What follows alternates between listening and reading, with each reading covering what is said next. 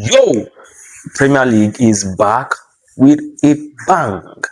And as we know, football is a game of loss and win.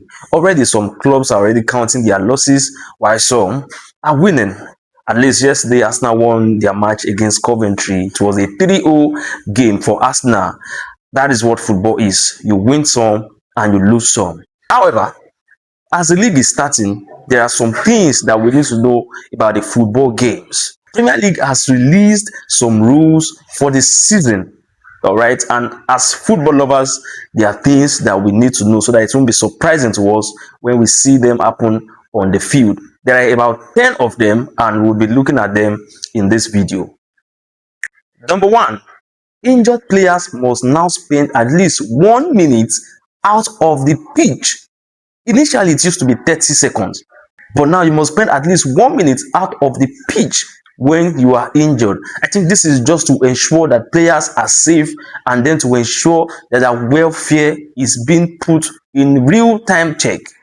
You know, we've had situations of players getting injured and immediately they are into the match, and at the end of the day, the whatever happened to them ends up relapsing. All right, so I think Premier League is trying to stop this, and just some days ago we saw a player in another league, actually not in the Premier League, falling or collapsing on the field. It happened to him twice in that week during the preseason match. So I think this is what Premier League is trying to avoid. Number two, a 5-second countdown for throw-ins and goal kick. I think this is going to curb a lot of excesses by some goalkeepers, especially. You know, goalkeepers, they have their own techniques of wasting time, especially when they see that they are leading and probably the other team is trying to attack, trying to score. They know how to delay when it's time for goal kick. You know, some of them push the ball forward and then put it backward, push it forward, put it backward before they eventually play it. All right, so Premier League is trying to curb this, is trying to stop this for goalkeepers and players during throw-ins too. Yes, some players also do that when it's time to make throw-ins. All right, so also substituted players have just 10 seconds to leave the pitch. Substituted players have just 10 seconds to leave the pitch. We know substitution has always been a technique by coaches, right, to delay games, especially when they are winning, right? If you are leading by 1-0, right, and then you don't want your opponent to actually have ginger or the motivation to score you back, you can actually delay them with substitution, right? So if you have been substituted as a player, you have just 10 seconds to leave the pitch. So it is either you go through the next corner, probably you go through the line, or you must look for the next available exit point for you to leave the pitch, or else the player whom you are being substituted for would have to wait for the next stoppage time. Another rule is that there will be a new VAR system to check yellow cards that leads to red. A new VAR system to check yellow cards that leads to red. You know, a lot of times, I think something happened during the World Cup when during the final, when Fernandes was given a red card because he had a yellow and then he committed another foul and was given another yellow, which later sent him off the field. There has been several debates about it. Now, I think this is trying to curb that. If there was a system to actually check the yellow card, it may not have been sent off. All right, so a new VAR system is coming specifically to check yellow cards that leads to red.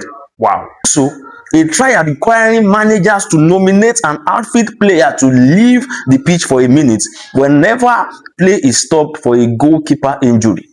A trial requiring managers, that is the coach, to actually nominate a player from his team to leave the pitch, to probably come out, or why there is stoppage for a goalkeeping injury.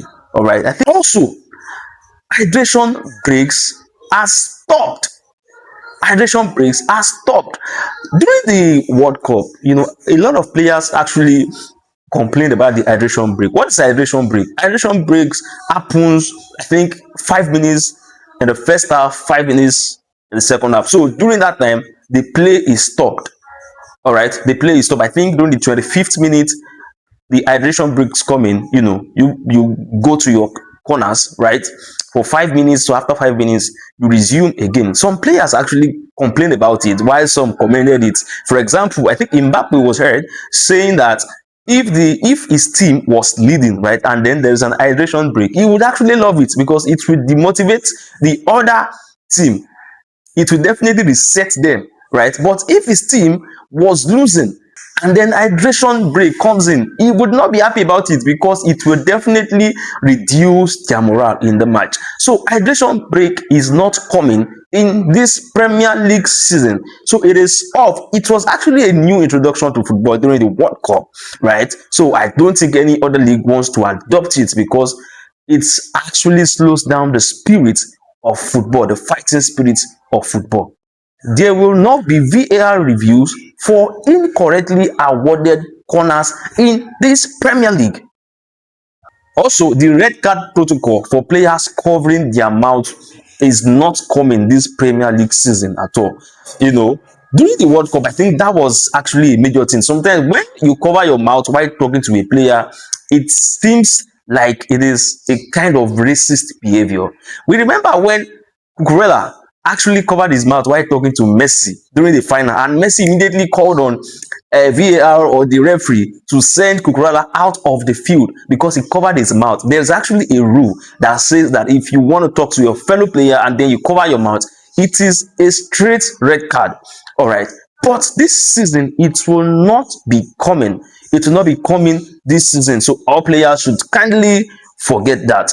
Also, yellow cards being reversed for mistaking identity or diving.